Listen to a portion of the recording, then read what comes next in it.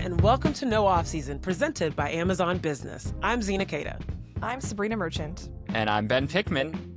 And today on the show, we're taking a look at how some familiar faces are faring in new places in the WNBA specifically, and then perhaps some less familiar faces who are becoming more recognizable.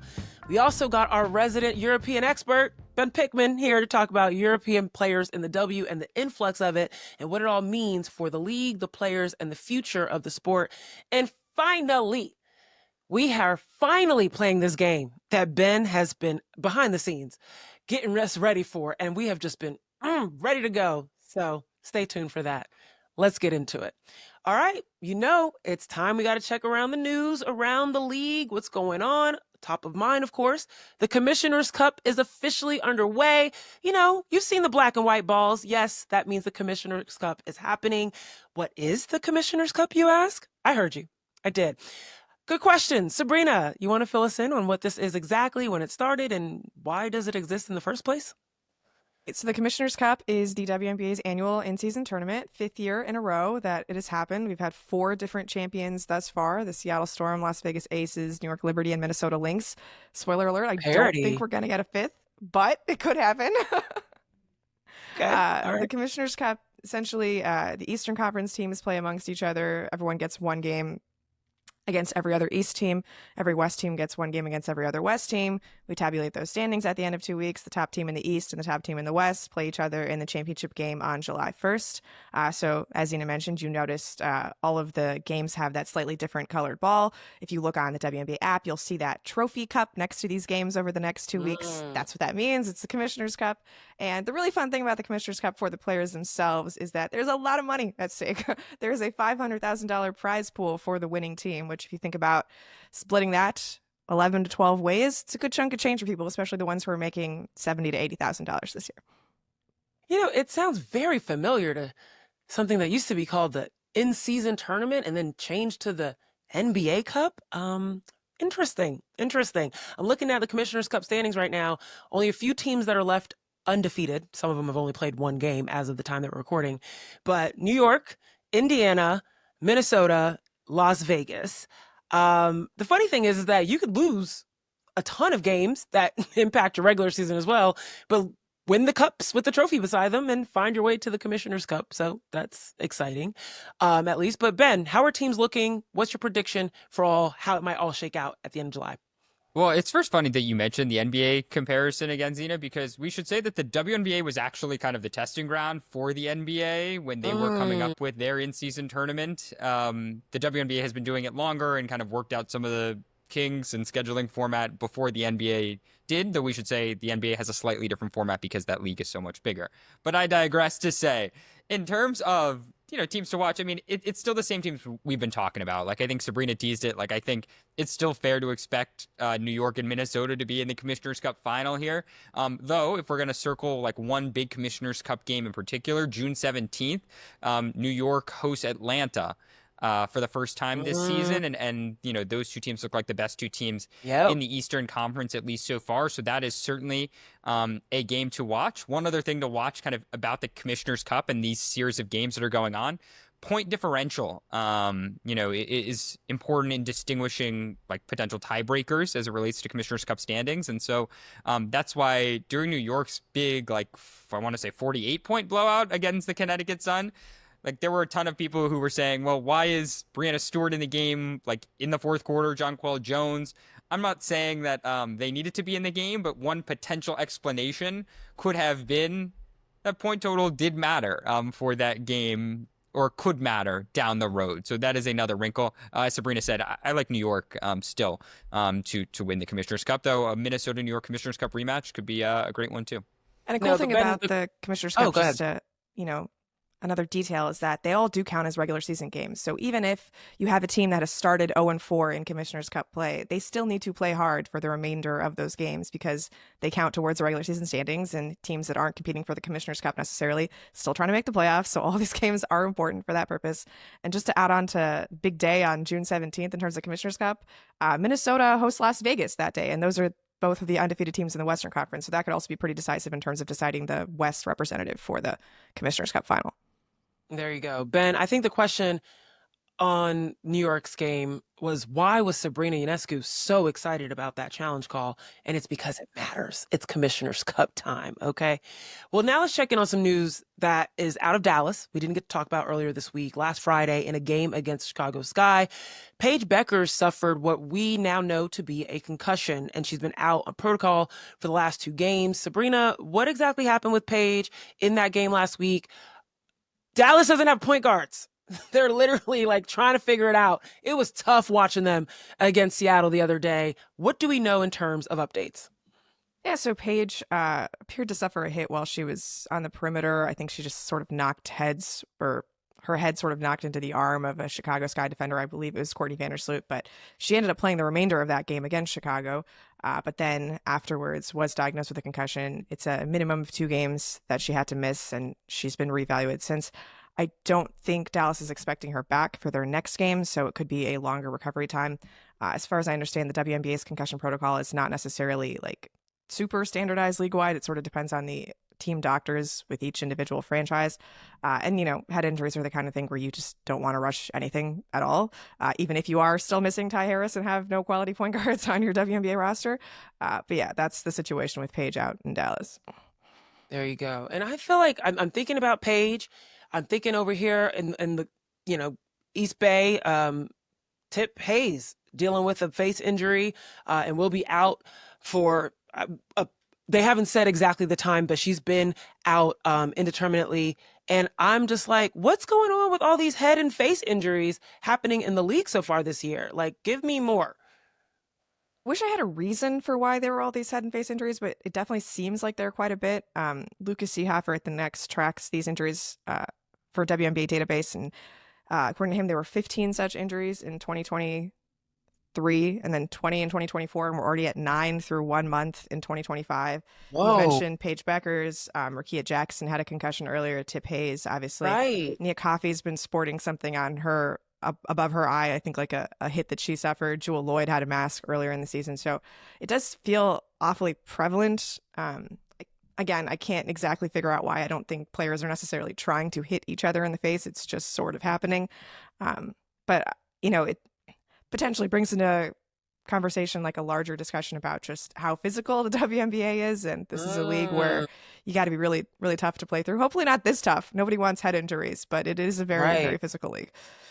Well, there's so many pretty mugs all around the WNBA, and you just got to really protect the product. That's what I'm worried about, most importantly. Before we move into our big topic for today, let's check in quickly about some other injured stars, including Caitlin Clark, who's been out with a left quad injury since late May. She talked to the media a little while ago, and we're recording this on Thursday. Ben, did we learn anything new here? Right, as you said, Zena, Caitlin Clark addressed reporters for the first time since she had been ruled out with that quad injury a few weeks back. She did that on Thursday afternoon. She basically said that she's going to be reevaluated this weekend. She's still going to miss Indiana's upcoming game on Saturday against Chicago, but Clark didn't rule out possibly returning for their game at Atlanta on Tuesday. Now, what's notable about that game, in terms of the schedule, Indiana plays on Tuesday versus the Dream. They then don't play again till Saturday. So if she does end up missing that game, that is basically a full other week of rest. So we shall see. She made it clear she's not going to rush her way back. It's not worth it considering it's still an early season game. But, Caitlin Clark may be back as soon as Tuesday, at least per her. Okay, well, thank you for that update. Let's keep it flowing into our first big topic today. There's a lot of movement in the offseason. So many all-star veterans leaving teams, deciding to start new chapters in their careers with different franchises. So I want to know, now that we're a few weeks into the 2025 season, we are not brand new. We're not speculating anymore. We're seeing what is happening out on the court. Got to know from our crew, who is catching your eye in the biggest way? Who's been the most impressive? Who's been the best fit? Who's made the biggest splash? Ben, let's start with you. The headliner from the Dream's offseason was certainly, I think, Brittany Griner signing with the Atlanta Dream this year, and we've written and talked a bunch about that. But I think the player who's made the biggest impact so far, at least in terms of on-court fit, has been Bree Jones, who, in her own right is an all-star center, a former All-W defensive team member. Like, Bree Jones has fit in pretty perfectly alongside Alicia Gray, who we should also say was just named both Eastern Conference Player of the Week and also Eastern Conference Player of the Month. But next to Gray and Howard, I think she is plus 10.1. Bree Jones is when playing next to Howard, plus 7.5 net rating per 100 possessions when playing next to Alicia Gray. I think her plus 9.7 net rating might be the very best of like all players on new teams this year, veteran players who are playing at least like 25, 30 minutes per game. The stat I've turned to, though, more than anything else in terms of fit in this new system is Bree Jones, like, she started her season with 4 straight double-doubles. She had never had more than 4 double-doubles in a season before. She is making, like, people know what to expect from her around the basket, how efficient she can be. But just as a rebounder, like, that's been one very noticeable part of her game, that she's just, like, hauling in boards in a way that she didn't when she was with the Connecticut Sun, kind of developing and changing role after role. She's fit in really, really nicely in Carl Smesco's system. She's playing, she's a willing passer when she needs to play high-low like actions with Brittany Griner.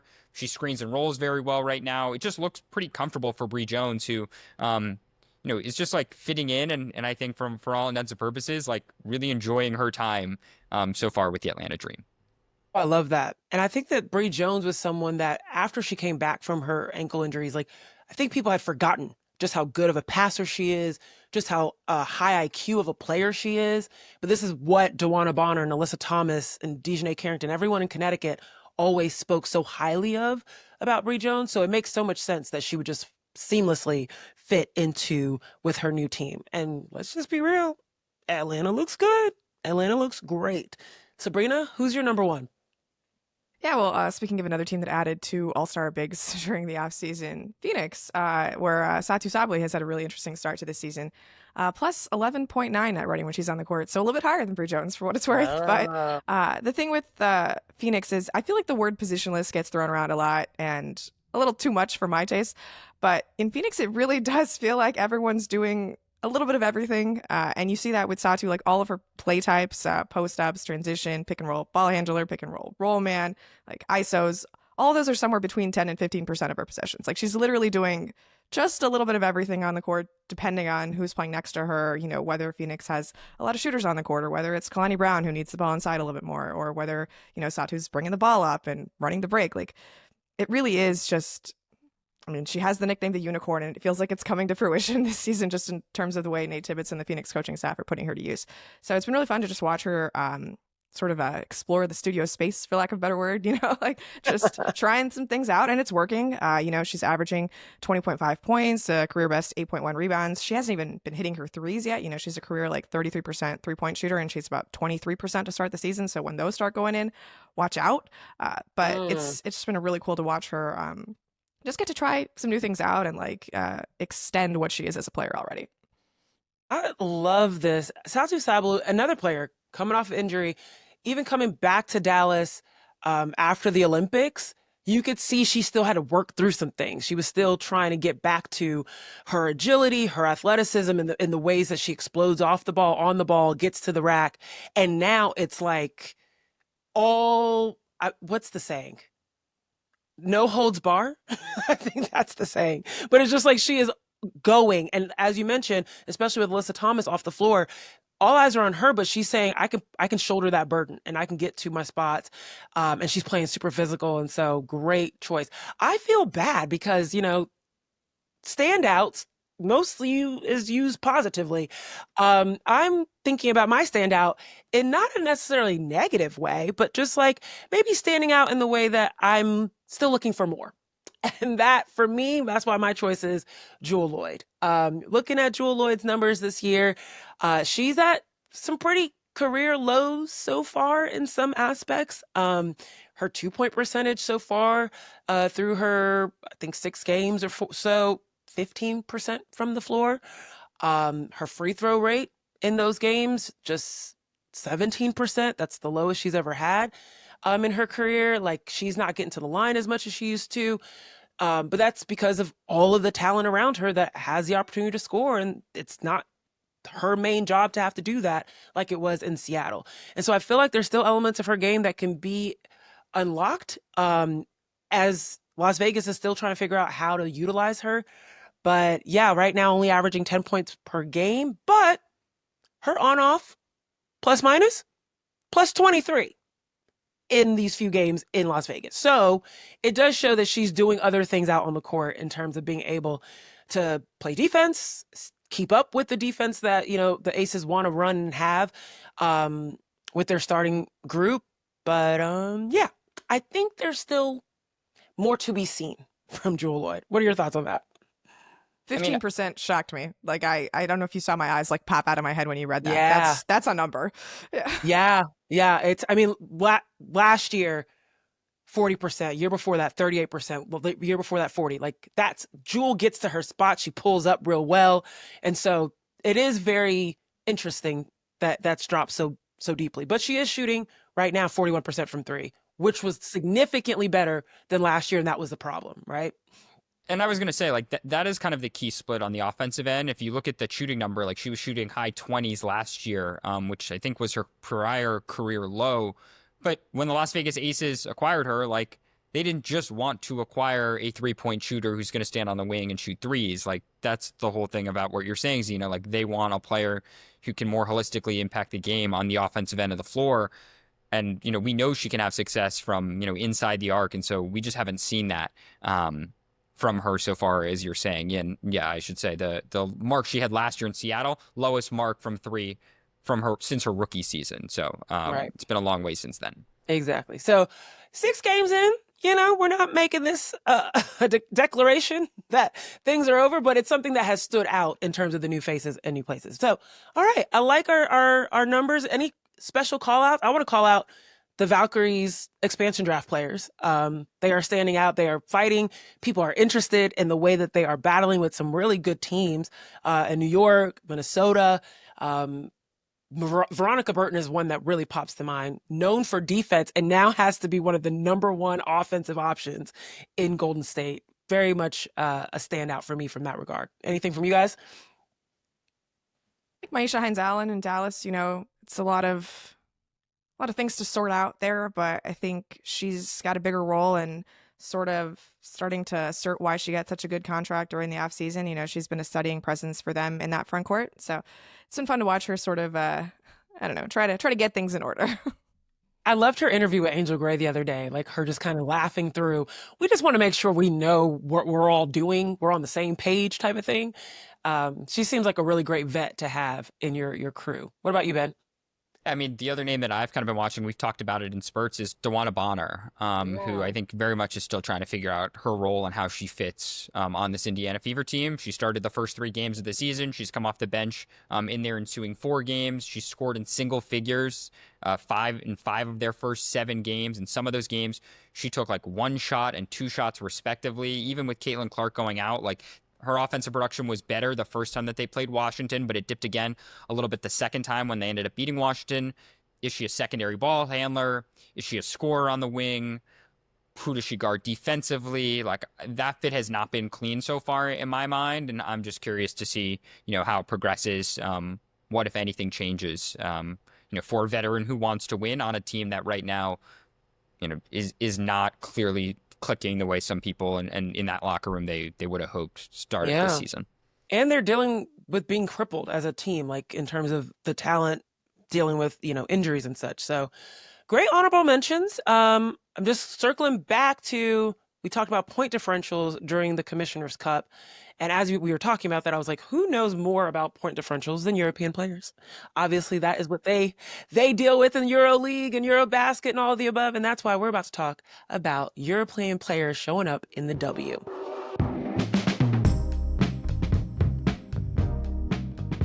So at the start of the season, there were 33 WNBA players born outside of the U.S., and that is up from 25 just 2 years ago.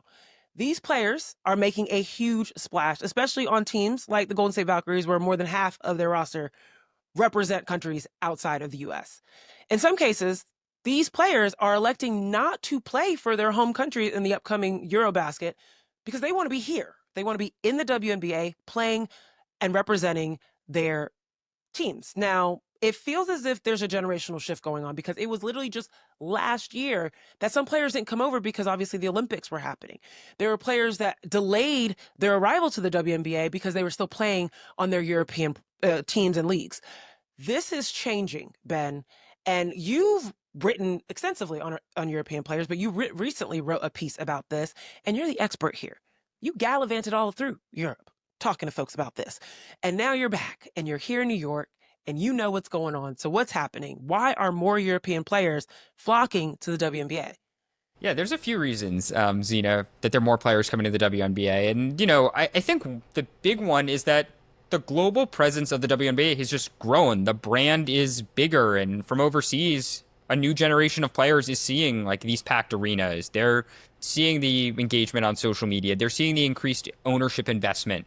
They're also recognizing that, maybe not this year, but in future years, that salaries are going to increase and the league is just more appealing than it has ever been in the past. We should say that even as recently as like 2 or 3 years ago, when I did that overseas project, which was also called No Offseason fittingly, I was waiting for you to say it. Go ahead. I wrote this story about why the W wasn't always the top choice for a number of the best players in the world, right? And that was because of the financial investment. It was because of the role adjustments that they might have to make. It was because like national team commitments were so important.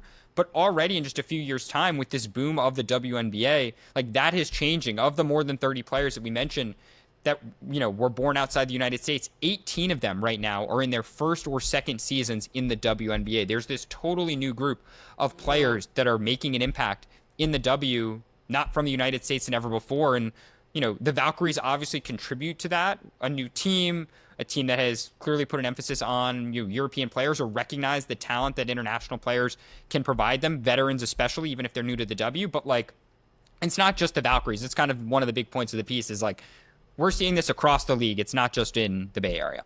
There you go. And that's the thing is like, there's also so many other players across the league that play for their national teams. And they're making that decision to stay in the U.S. Of course, the Valkyries have 2 players that have done that, and Janelle Salone and Carla Late. But there's more. And they're not playing in this very well-known, important, seemingly, tournament in Eurobasket, right? This is the opportunity to represent your country against other teams. And that's a differentiator that we should make clear.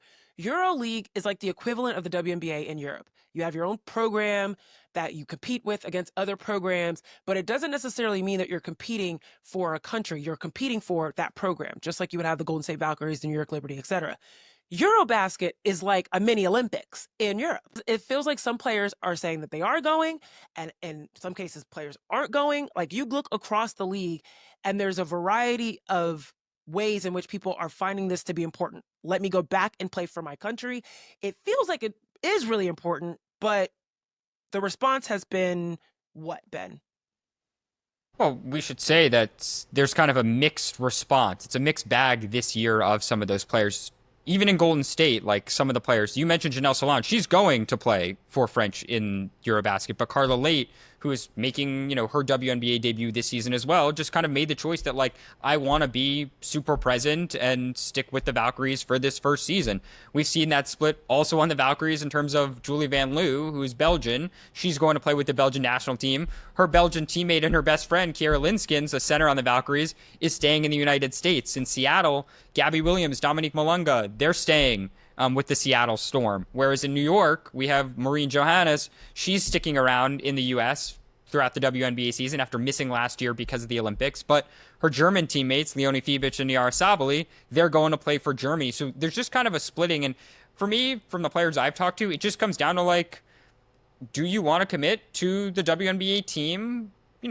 Say like we've made the commitment and this is an opportunity I don't want to squander. Someone like Linskins, for instance, she's never made, a WNBA team before. She doesn't know if she's going to get another opportunity. So she's sticking around to play in the W as a result. Whereas like some other players, they're just prioritizing in the month of June their national teams. And that is something we have seen historically, right? Like I remember even a couple years ago, I talked to a player named Maria Conde, who was also a Golden State Valkyries expansion draftee, we should say. She went down with an Achilles injury this offseason. It's part of why she isn't playing in the W this year. And she was like, look, like the country is my priority. And that is also historically the case for a lot of players that like whether their national teams make it hard to come over or just like they didn't dream, say, of playing in the WNBA. They dreamed of representing Spain or France or, Germany in the Olympics. That was always the goal, not playing in the United States.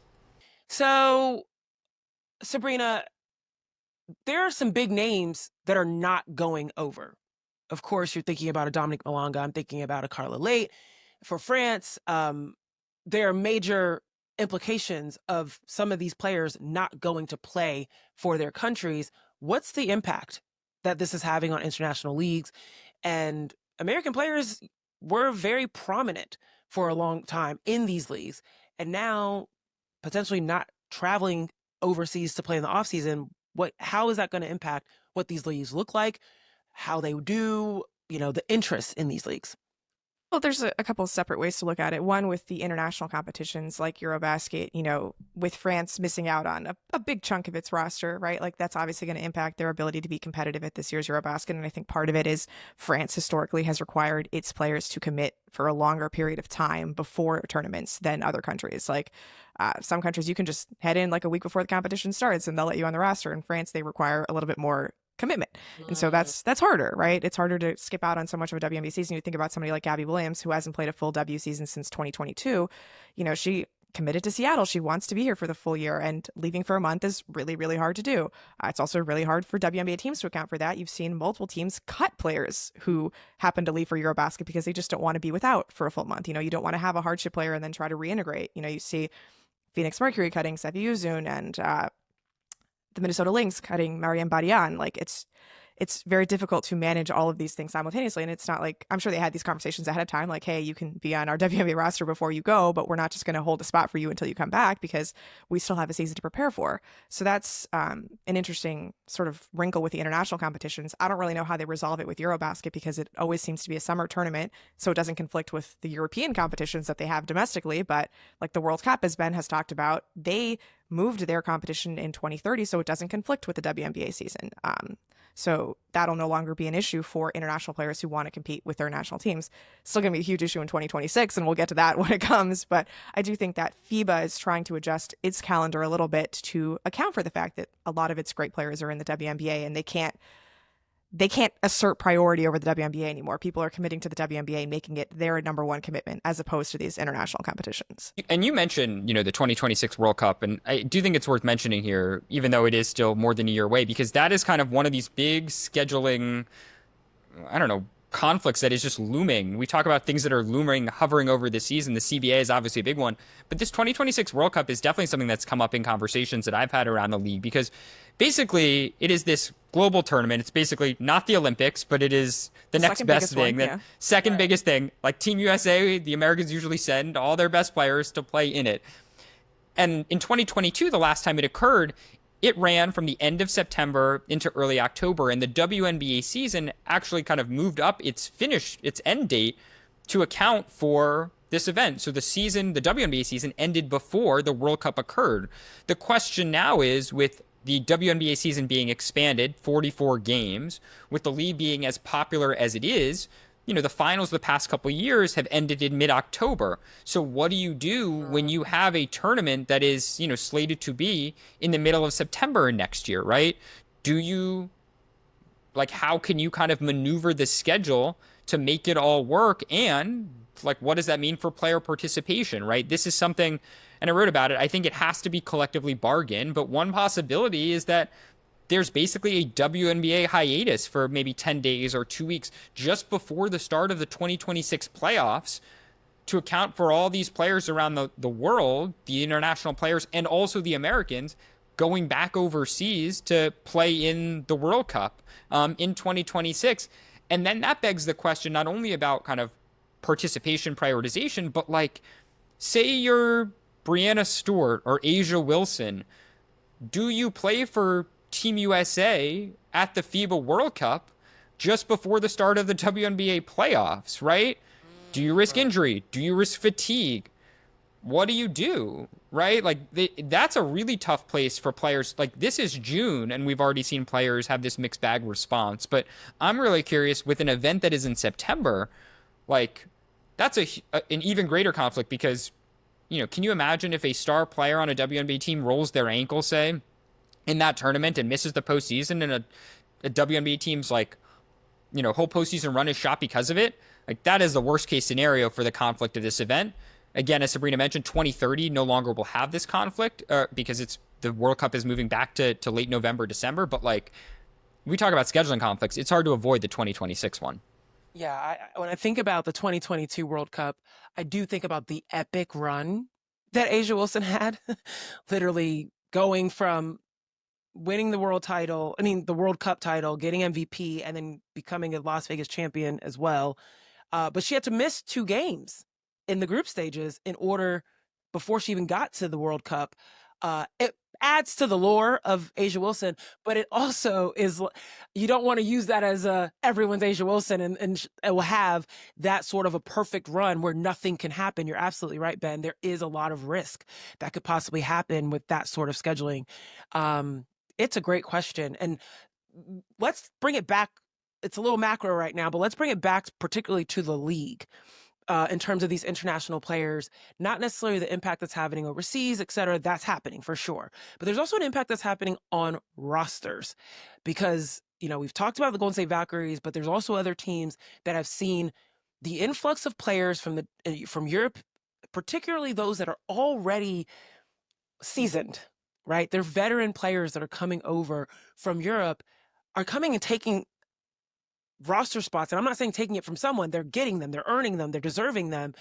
But what happens in the midst of who's left? The rookies that are coming into the league, other players that might have been in the mix, in the conversation, are now out. What's happened, Sabreena, from the perspective of roster spots? Well, I mean, this has always been an issue in the WNBA where there are just more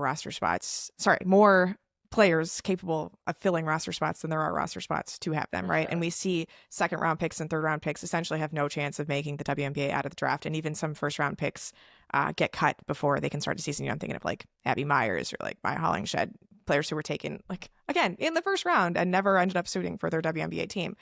And now you look at some WNBA front offices expanding their scope of like who can fill their WNBA teams. And in addition to the fact that we already were low on roster spots, now they're looking beyond the NCAA pool to fill their teams. And like, I'm thinking again about Phoenix, right? Where you have players like Lex Held and Catherine Westbeld, who did play in the NCAA system, but have been out of America for 3 to 6 years. And they've worked on their games in Europe. And now they come back as veterans, kind of like professional veterans, if not WNBA veterans. And that might be more attractive for a team that's trying to compete than getting rookies in and having to acclimate them to professional basketball while you're trying to win games. So there's just a much bigger pool of players who want to play in the WNBA, I think. The Leo Fibiches, the Bonica Koa-Makanis of the world, right? Like who have grown up with the WNBA as a possibility as opposed to older generations who like couldn't watch them on YouTube or other things, right? So there's a larger pool of players, like a larger global selection, and that just makes it even harder for college players directly out of the NCAA to stick around because they don't have the professional seasoning of these other players. And I can understand why you would want some professional veterans if, the goal is to try to win games in the immediate future. Yeah, man. I just feel as if, remember when all those draft rights, all these European players felt like, I don't know, vague concepts of maybe they'll come over. Maybe they'll eventually join. Now it's like, oh, shoot, they're here. We got to make room. What's going to happen? Before it felt like GMs were just kind of stashing it just in case. It was kind of like, nice to have in your back pocket. And now people are actually going through the pool and utilizing that talent. Well, if there isn't another call, Ben, for more roster spots and more teams, I feel like this is the reason. Yeah, I mean, I think it is part of the reason, but we should say, like, there's nothing wrong with just having veteran European players or even young European players come over and make these teams. Like, we should want the best quality players and players to make an impact. You mentioned development, and I guess the final thought I have on this all is, like, I'm really interested to see how Europe continues to, if at all, serve as a developmental league or developmental system for the WNBA, because traditionally, a lot of players go abroad in the winter and work on their games and they come back as better players. And we see that both for international players and also American players. I mean, Sabreena mentioned someone like Catherine Westbeld of Phoenix. She's making her WNBA debut this season in her late 20s, having played abroad for the last couple of seasons and really worked on her game. We also see it from a more like European international player standpoint.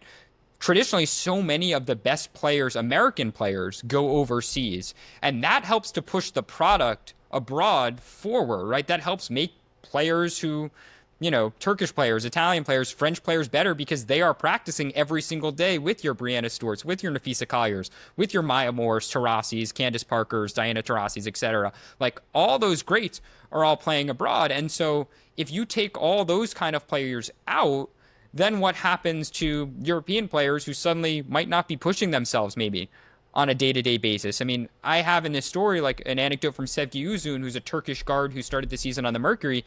She was saying like, she's been practicing against WNBA players since she was 16 when she turned pro. And Kayla McBride, who is a regular in Turkey, basically like has just talked to her for years and like preached confidence and instilled confidence in her that like you can be a WNBA player. Well, what if you don't have Kayla McBride to, instill confidence in you if you're an international player? Then like how does your career differ? So that's a really that is a totally separate but related question that, as the game continues to become more global, but fewer Americans go overseas in the winter, like what happens with the quality of players? We might just be in this like sweet spot period right now where everything is kind of coming together at one time. And just sort of bring a button on that with like prioritization, the idea was the WNBA owners wanted to keep American players in the W stateside, prioritizing this league. And it seems like even though it felt sort of unfair to international players at the time because they would have to leave their European seasons early to start in the WNBA, it kind of has worked in terms of making them want to prioritize the W too, because they want to play with the best players in the league. Like there was a player in Sparks training camp, Maria Klindikova, who plays in Russia, and hers is a little different story because Russia is no longer allowed in the EuroLeague, but like she can't play against the best players anymore. So she wanted to come to America because how else am I going to, get to play with everybody? And it works both ways, right? Like they develop them in Europe, but then you also just want that competition, right? I think the only way that you could answer that question, Ben, of like, how do you push yourself or what does that look like? It now looks like the NBA. Now it looks like players coming up in Europe watching what is considered or has been deemed the pinnacle of professional basketball as the WNBA. And you don't get that opportunity in practice anymore. It's like, let me get practice until I can get over to the W and get that opportunity. Very interesting how this is all going to play out. But if anything, it's just going to continue to elevate the product. So I'm never going to be mad about that. And yeah, it's forcing everyone to learn how to pronounce things in French and stuff. So I'm really excited about that. All right, don't go anywhere, y'all. We've been waiting for this game for a minute. We're finally going to get to play it.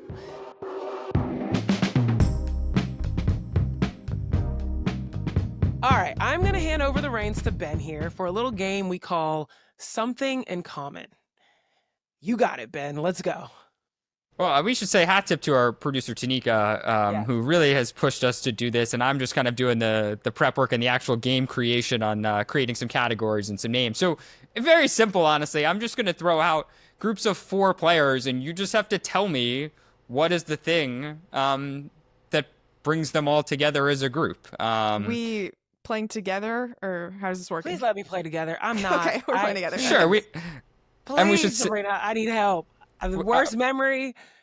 My critical thinking is there, but it just sometimes lacks in pressure situations. So please, we're together, Sabreena, please. We will play together. We got 4 normal rounds, and I got 1 bonus round if we have time that I think will be worth our while. So there we go. Our first group of players, what do these 4 have in common? Veronica Burton, Sonia Citron, Caitlin Clark, and Kennedy Burke. Veronica Burton. Read it out. I'm going to write this down. Veronica Burton, Sonia Citron, Caitlin Clark, and Kennedy Burke. Kennedy Burke. All right. Fascinating. Okay. They're Northwestern, Notre Dame, Iowa, UCLA. So that's not it. Why do I feel like this has something to do with shooting? Because it's like... Oh, that's a good one. Yeah. They've all been shooting the 3 well, They've I guess, been shooting this year. really... Yeah. Like maybe they're shooting over 40%? 40... yeah?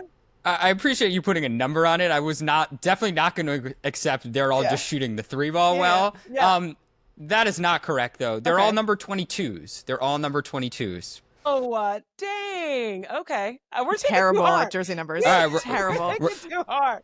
That was like such a literal one. Come on. Okay. We're Got keeping it. it going. We'll maybe it'll get a little progressively Sure, harder, sure. hopefully. Dewana Okay. Bonner, Katie Lou Samuelson, Brianna Stewart, and Brittany Griner. Juana Bonner. Dewana Bonner, Indiana Fever, Katie Lou Samuelson, now Seattle Storm, Brianna Stewart, New York Liberty, and Brittany Griner with the Atlanta Dream. I was going to say All they're all started their moms. careers in Phoenix. No, Brianna Stewart did not. They are all parents. That Okay. is correct, Sabreena. Oh, well dang done. it. They are all parents. All right, one for Katie two. Lou We're- Different ages, different numbers of kids. Different, but all exactly. All parents, yeah. All parents. We are going to keep it going. Just cut my audio out of that. Let's get that. Yeah, there you go. We are going to keep it going. All right, next four. Jade Melbourne, Aaliyah Boston, Jordan Canada, and Georgia Amore. I'll read it again. Jade Melbourne, Washington Mystics, Aaliyah Boston, Indiana Fever, Jordan Canada, and Georgia Amore.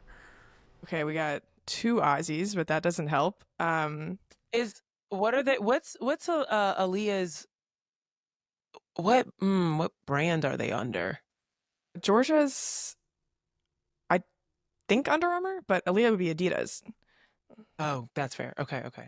Also, I don't know that Jade Melbourne has an American shoe deal. I gotta be honest. Well, I'm not All thinking respect to shoes. Jade Melbourne. Yeah, right. Jade Melbourne. Jade Melbourne, it. Aaliyah Boston, Jordan Canada, Georgia Amore. Well, like we got a bunch of tiny point guards and then Aaliyah Boston, so And that then doesn't Leah track. Boston, Yeah, right? That is like throwing me off. No, Jade Melbourne's not that tiny, but Jordan. If you want to hint, it doesn't have to do with their playing styles. Okay. Doesn't- okay.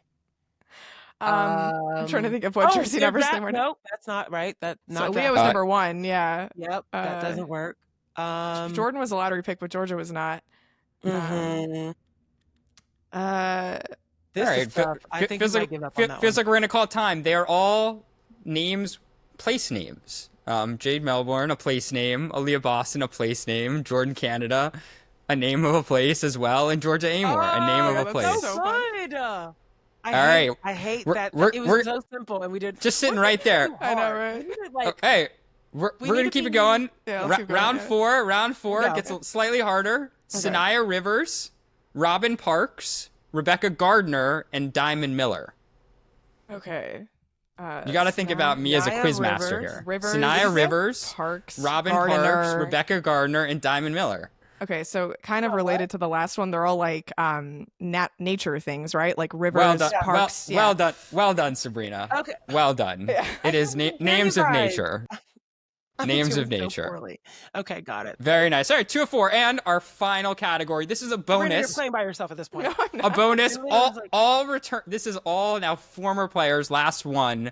Diana Taurasi, Katie Smith, Becky Hammond, and Swin Cash.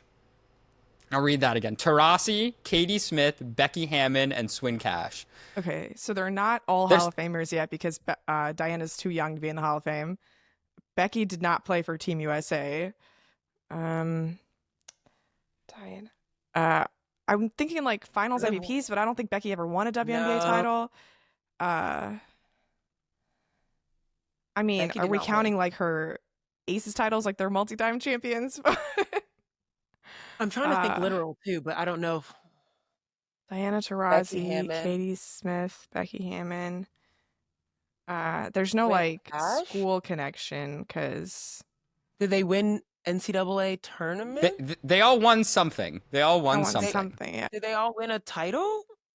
They did not win a WNBA title. Becky never did. No, I'm saying NCAA title. No. Becky went to like Colorado or something. I don't think she did. Oh, that's right. And That- Katie Smith, Ohio State. I'm pretty sure they didn't. Did they all win like EuroLeague titles? Is that what we're going for here on this podcast? It's a good question. Honestly, I don't know the answer there. The thing that they all won, I'll just spoil it because you're not going to get it. They are all winners of Sabrina and I's favorite NBA All-Star event. They are all former God. winners of the Higher Shooting Stars Challenge as the WNBA Wow. representatives on the 3-player teams. That's so good. That is the favorite All-Star crazy. event of Sabrina and I. It is a defunct event during They should All-Star bring it back. Weekend in which a current NBA player, a current or former WNBA player, and an NBA legend all participates in this like shooting competition. And those have been your WNBA players, some of them who have won. Sabrina, a bonus, can you name the team names that those WNBA players won on My guess God. is no. No chance. Uh, I that want to was say Becky Swi- probably played for a San Antonio team, but That is correct. yeah, Swin won it on Team Bosch, Team which Bosch. no one was going to get. No. Becky won I it. did know that Swin played okay. for Team Bosch. Team Bosch is like the gold standard of the higher shooting stars because Bosch was so good at the half court shot. Katie Smith, I don't know where. Detroit, I guess. Yeah. Diana Taurasi won it for Team Phoenix, Katie Smith, Detroit, and Becky actually a 2-time winner with Team San Antonio and also Team Texas. I was going to say there's definitely a Team Texas in there, yeah. So there's your higher shooting stars trivia for all those at home who love that competition as much as we do. Congratulations to Hire for getting the sponsorship name out there all these years later. At this point, congratulations to you, Sabreena, because you played this game by yourself. So thank you, Ben. That was a lot of fun. And that was great. We're going to have to play this one again, not only so I can redeem myself, but mainly because that was a lot of fun. So shout out to Tanika. I like this Something in Common game. You will be hearing it again. Thanks, Ben. Well done. Okay, it is Friday, so it is time to set our screens, presented by BetMGM. And we have to take a moment to pay the bills. So let me say this. Make a fast break for on-court action with the WNBA Odds Boost token. Use your token to get a bigger payout on a winning WNBA bet. Okay, back to what we're talking about. What are we watching this weekend, guys? Sabreena, you first. Well, we already talked all about the Commissioner's Cup, so I'm going to go a little off book here. Cameron Brink appeared on Celebrity Wheel of Fortune, so you should watch that. It's good. Yeah. Wow. I love that. I will have to check that out. It's on Hulu in case you need to find it. Yeah. There you go. Thank you so much. Cool. I like that. What about you, Ben? Yeah, I'll go more on the board here. I will be at Fever Sky in Chicago on Saturday night, 8 p.m. Eastern, a big nationally televised game on big CBS. A lot of interesting storylines, and the second time that these two teams have met this season. Okay. All right. Well, I'll be watching the Aces take on the Valkyries. I'll also be covering them, but I'm particularly interested because the Valkyries have had to play the Liberty, the Lynx, and now the Aces in a row. And they've gotten better as those games have progressed. And I'm very curious to see if they can put it all together, start strong, close strong, and how that challenge will fare for the Aces. Alrighty. That was all, folks. Appreciate you guys listening. And thank you guys so much for all the support in general. We appreciate all the texts, the social media comments, any single time that you guys support us. We are very grateful to know you're listening. Join us on Tuesday as we run down the major moments from the weekend and we do a little check-in on all more movement. We're just going to keep talking movement, folks. But this time we're talking about the NCAA and what's going on in their off-season. Isn't that crazy? NCAA off-season. That's a crazy concept. Before we go, quick reminder, subscribe to this show wherever you're listening on YouTube, whether you're listening on a podcast, subscribe. Let us know that you're part of our fam. We want you to be a part of our fam. And as I mentioned, keep the comments coming. Send us an email. Let us know what questions you have. We love to answer them. And of course, head on over to our partner, Yahoo Sports Hub, for more content, sports.yahoo.com/women's-sports. On behalf of The Athletic, I'm Zena Cailtin, thanking you for listening. We will see you next time. Thanks for tuning in to No Off Season. To hear more, be sure to like and subscribe. We drop new episodes every Tuesday and Friday.